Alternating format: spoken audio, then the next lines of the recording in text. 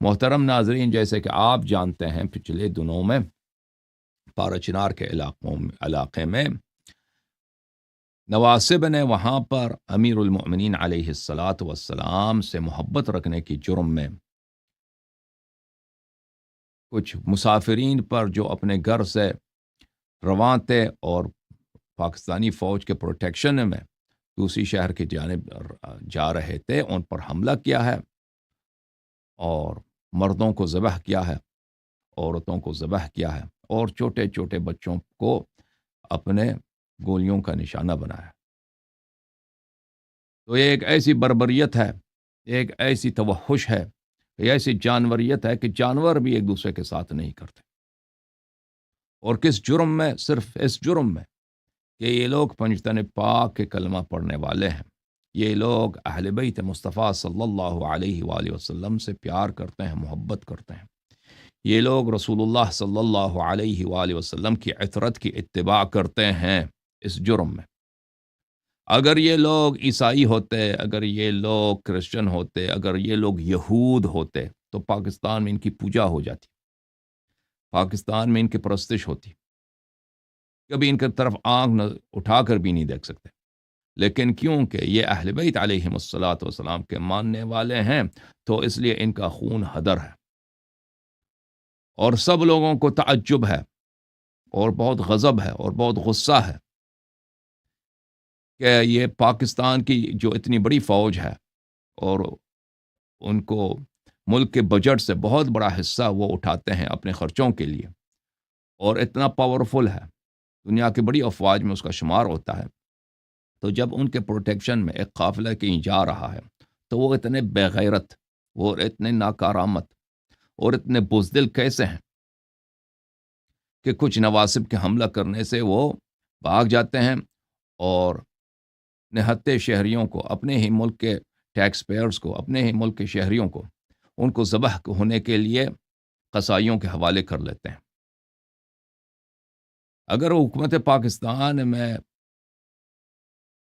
خود ملوث نہیں ہے، اگر حکومت پاکستان اور فوج پاکستان خود اس جنایت میں، اس خیانت میں ملوث نہیں ہے تو جلد از جلد وہ سپاہی اور وہ فوجی آفیسر جنہوں نے اپنے اس آپریشن میں ناکارآمدی کا مظاہرہ کیا ہے اور جو اپنے اس آپریشن میں فیل ہو گئے ہیں، ان کو، کیونکہ ان کی ذمہ داری بنتی تھی کہ وہ پہلے مر جاتے، پہلے خود ہلاک ہو جاتے، پھر نہتے شہریوں پہ کوئی آنچ آ جاتا، ان کا کورٹ مارشل کریں، ان کو عدالت میں لائیں، اور اس پورے علاقے میں حکومت پاکستان کی ذمہ داری بنتی ہے کہ آپریشن کریں۔ اور ایک ملک، اگر پاکستان ملک رہنا چاہتا ہے، پاکستان بحیثیت ملک اگر بچنا چاہتا ہے، کیونکہ یہ ناصبیت کا جو بربریت ہے اور طالبان کا جو توحش ہے، یہ تو سب کو پتہ ہے کہ ان کا اصل ہدف اسٹیٹ آف پاکستان ہے، خود ریاست پاکستان ہے،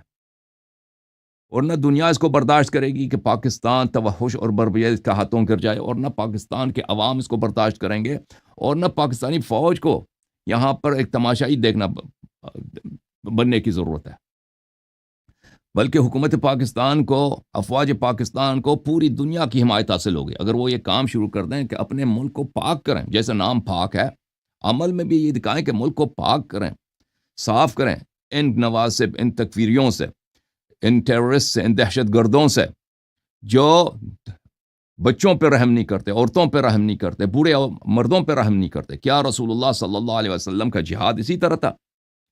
اور بھائی رسول رحمت صلی اللہ علیہ وآلہ وسلم کا جہاد یہی تھا کہ وہ دوسرے قبائل پہ حملہ کرتے تھے، ان کے عورتوں کو، ان کے بچوں کو، چھوٹے چھوٹے بچوں کو ذبح کرتے تھے؟ کیا رسول اللہ صلی اللہ علیہ وآلہ وسلم نے کبھی کسی مشرک کے ساتھ یہ کیا ہے کہ یہ لوگ اسلام کے نام پر، قرآن کے نام پر اور شریعت کے نام پر یہ مسلمانوں کے ساتھ، کلمہ گوؤں کے ساتھ کرتے ہیں؟ اگر ان کو جہاد کا شوق ہے تو آدھا پاکستان جو ہے انڈیا کے ہاتھ میں، آدھا پاکستان انڈیا کے ہاتھ میں، پورا کشمیر کا اغلب علاقہ انڈیا کے ہاتھ میں ہے، حیدرآباد، دکن جو ہے یہ پاکستان کو ملنا چاہیے تھا، جوناگڑھ پاکستان کو ملنا، کئی ریاستیں ہیں ہندوستان میں جن پر ہندوؤں کا قبضہ ہے۔ جہاد کا اگر زیادہ انہیں شوق ہے ادھر، تمہارا اپنا ملک، آدھا ملک تو ہندوؤں کے ہاتھ میں، قبضہ بھی کیا، تم کچھ کر بھی نہیں سکتے۔ جہاد کا زیادہ شوق ہے تو جاؤ ادھر نیتانیاہو کے پاس، ادھر دیکھو کہ غزہ میں نتنیاہو وہاں پر خود جماعت عمریہ اہل سنت کے بچوں کے ساتھ وہ کیا کر رہے ہیں؟ وہاں پہ جا کے تم جہاد کرو. تمہارا جہاد، تمہاری بہادری یہی ہے. اور میں پٹھان قوم سے عرض کرتا ہوں کہ پٹھان قوم میں جو پشتون والی ہے، جو غیرت کی بات یہ لوگ کرتے ہیں، ان کی جو اپنی غیرت کی روایات ہے، تمہاری روایات یہی ہیں.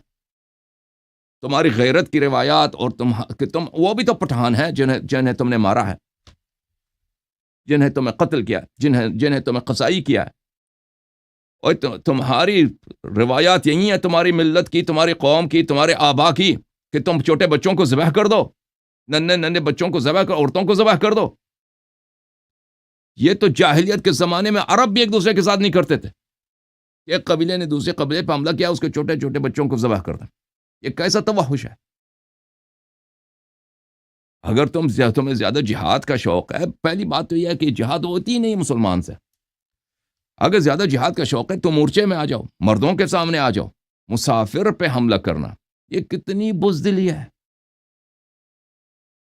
یہ کتنی نامردی ہے، یہ کتنی شرافت سے گری ہوئی بات ہے. کافر بھی اس پہ لعنت کرتے ہیں. آپ کسی ہندو کو یہ سناؤ نا، ہندو جو مشرک ہے، لعنت کریں گے ایسے لوگوں پر. یہاں سے کہ قافلہ مسافرین کا جا رہا تھا گاڑی میں، بس میں، وہاں پہ بچے بھی ہیں، عورتیں بھی ہیں، بڑے افراد بھی ہیں، سب نہتے ہیں، کسی کے پاس اسلحہ نہیں ہے. ان لوگوں نے اس کو گھیراؤ کیا، سب کو مار دیا، قتل کیا، بچوں کو بھی قتل کیا بے دردی کے ساتھ. اور ان کا ان سے کوئی دشمنی بھی نہیں تھا کہ ان کا کوئی خون کیا ہو ان لوگوں نے، نہیں، یہ اپنے کام سے جا رہے تھے. آپ جا کے نہ کسی کو دنیا میں سنا دو کہ ایسا ہوا ہے، سب لعنت کریں گے ایسے قوم پہ، سب لعنت کریں گے، کہیں گے کہ ایسے دین سے ہم بیزار ہیں، ایسے کلچر سے ہم بیزار ہیں. یہ لوگ مجرم سے بھی بدتر ہیں. آپ دنیا کے بدترین مجرمین کے پاس جائیں نا، کارٹیل ہے، بہت سارے ایسے آرگنائزیشنز ہیں جو بہت ہی جرائم انجام دیتے ہیں دنیا میں. ان کو بھی سنائے نا، ان کے ممبرز کو، وہ بھی لعنت کریں گے. وہ بھی دیکھیں جو مجرم ہوتے ہیں، پیشہ ور مجرم ہوتے ہیں، وہ ہر ایک کو قتل نہیں کرتے. اگر آپ نے ان کے کوئی مال چوری کیا، کچھ کیا، تو قتل کرتے ہیں آپ کو، بلا وجہ قتل نہیں کرتے. اور وہ بھی صرف اس لیے کہ یہ پنجتن پاک علیہ السلام سے محبت کرتے ہیں. تو اگر رسول پاک صلی اللہ علیہ وسلم تمہارے ہاتھ لگ جاتے تو ان کو بھی تم قتل کرتے، کیونکہ سب سے زیادہ عاشق اہل بیت علیہ السلام خود حضرت رسول صلی اللہ علیہ وسلم تھے. بلا شک بلا ریب یہ یزید ابن معاویہ کے اولاد ہیں. یہ یزید ابن معاویہ کے اولاد ہیں جو اپنے باپ کی سیرے پہ چل رہے ہیں. جیسے کربلا میں امام حسین علیہ السلام کے چھوٹے بچوں پہ ان کے آبا نے رحم نہیں کیا تھا، آج امام حسین علیہ السلام کے ماننے والے، ان کے چاہنے والے، ان کی اولاد کے چاہنے والے اور ان کی اولاد پر جہاں ان کا ہاتھ لگ جاتا ہے تو یہ وہی کام کرتے ہیں جو ان کے آبا نے، یزید نے، شمر نے، عمر بن سعد نے کربلا میں اہل بیت علیہ السلام کے چاہنے والوں کے ساتھ کیا تھا. اس بات پہ جتنے غصے کا اظہار کیا جائے، غضب کا اظہار کیا جائے، کم ہے. اور میں پارا چنار کے لوگوں سے، پاکستان کے شیعوں سے کہتا ہوں کہ تم اپنا بھروسہ ایران پر نہ رکھو، یہ تمہاری سب سے بڑی غلطی ہوگی. اور اگر تمہارا امید ہے کہ ایران تمہارے پاس کچھ تمہارے لیے کچھ کرے گا، یا تمہارے مراجع تمہارے لیے کچھ کریں گے، یا آپ کے علماء کچھ کیا کریں گے، یہ آپ کی سب سے بڑی غلطی ہوگی. یہ کچھ نہیں کریں گے، یہ زیادہ سے زیادہ بیان دیں گے، وہ آپ لوگوں کو دھوکہ دینے کے لیے. یہ بیان بھی نہیں دیتے، جب مجبور ہو جاتے ہیں تو بیان دے دیتے ہیں. یہ فلسطینیوں کے لیے یہ بڑے پیار سے، بڑے شوق سے، بڑی بے چینی کے ساتھ فوراً سینہ آگے کر لیتے ہیں کہ بھئی ہمیں مارو، فلسطینیوں کو نہ مارو. بیان تو کیا چیز ہے، پورا بجٹ ان کے سپورٹ کر دیتے ہیں. اپنا پورے ملک قربان کیا ہے خامنئی صاحب نے ایران کو اور تشیع کو فلسطین پر، نواسب پر. یہ ان کے لیے بیان تو کیا چیز، سر بھی دیتے ہیں، اپنی ناموس بھی دے دیتے ہیں نواسب کے لیے. تمہارے لیے اگر یہ کوئی بیان دے دیں تو یہ مجبوری کیا ہے، کیونکہ ان کو رپورٹ مل جاتا ہے کہ پاکستان میں سب آپ کو لعنت کر رہے ہیں، تو پھر وہ مجبوری میں ایک جھوٹی سے بیان لکھ لیتے ہیں، چاہے سیستانی ہو، بلوچستانی ہو، یا خامنئی ہو، یا ایران کا صدر ہو. یہ عمل میں آپ کے لیے کچھ نہیں کریں گے. ان کے بیان سے آپ کی دردوں کی محرم نہیں ہوتی، ان کے بیان سے آپ کی دردوں کا مرہم نہیں ہوتا، ان کے بیان سے آپ کو پروٹیکشن نہیں ملتا. اگر یہ عمل میں کچھ کریں تب کوئی بات ہے. اگر یہ حکومت پاکستان پہ پریشر ڈالیں، یا اگر حکومت پاکستان پہ سخت احتجاج کریں، کیا حکومت پاکستان پہ پریشر ڈالنے کے بہت سارے طریقے ہیں ان کے پاس کہ کر سکتے ہیں، لیکن وہ کچھ بھی نہیں کریں گے کیونکہ ان کو پرواہ ہی نہیں ہے.